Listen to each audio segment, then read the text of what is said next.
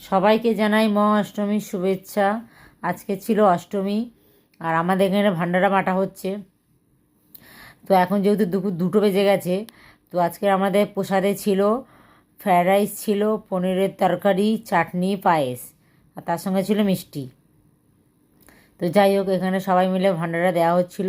আর আমাদের এই প্যান্ডেলে, মানে পূজা প্যান্ডেলে আর কি, ভিতরেও কিন্তু বসে খাওয়ার আয়োজন ছিল। আর যারা এমনি বাইরে থেকে নেবে, ক্লাব মেম্বার নয়, তারা এমনি লাইন দিয়ে আসতে পারে। তো অনেকেই বলছে যে ভান্ডারা এখানে কখন শুরু হবে, তো আমাদের অলরেডি ভান্ডারা দেওয়া শেষও হয়ে গেছে। তো এখানে আমাদের সন্ধি পুজো হবে। তো সন্ধি পুজোর জন্য সবাই এখানে জোগাড় করছে।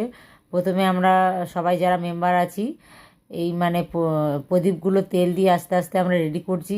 কারণ পুরোহিত বলছিল বেশি সময় নেই, 5:30টার সময় সন্ধ্যা আরতি শুরু হবে সন্ধি পূজা। তাই আমরা 108টা পদ্ম যেটা লাগে ওটাও আমরা ফুটিয়ে রেখেছি। তো প্রদীপগুলো ধরানো হয়ে গেলে তারপর আমরা 108টা মাকে পদ্ম ফুল অর্পণ করা হবে। তো সবাই মিলে এখন এগুলো রেডি করা হচ্ছে, এরপরে জ্বালানো হবে। আর সত্যি কথা বলতে কি, যে আমাদের এখানে কিন্তু প্রচুর মজা হয়। এই 4টে দিন বোঝাই যায় না, সারা রাত সারাদিন এখানেই কেটে যায়। তো যাই হোক, ফাইনালি আমাদের এখানে প্রদীপগুলো ধরানো হচ্ছে আস্তে আস্তে। সবাই এখানে ধরাবে 2টো 3টে, এরকম কেউ যেরকম পারবে। আর সত্যি কথা বলতে কি, আজ মহাষ্টমী, মায়ের মুখটা সত্যি এত দারুণ লাগছে, উজ্জ্বল ভাব, সত্যি দারুণ লাগছে। আর দশমীর দিন মার মুখটা একদম ছোট হয়ে যায়, সত্যি চোখ থেকে জল বেরিয়ে পড়ে। আবার একটা বছরের অপেক্ষা, মা যে কবে আসবে।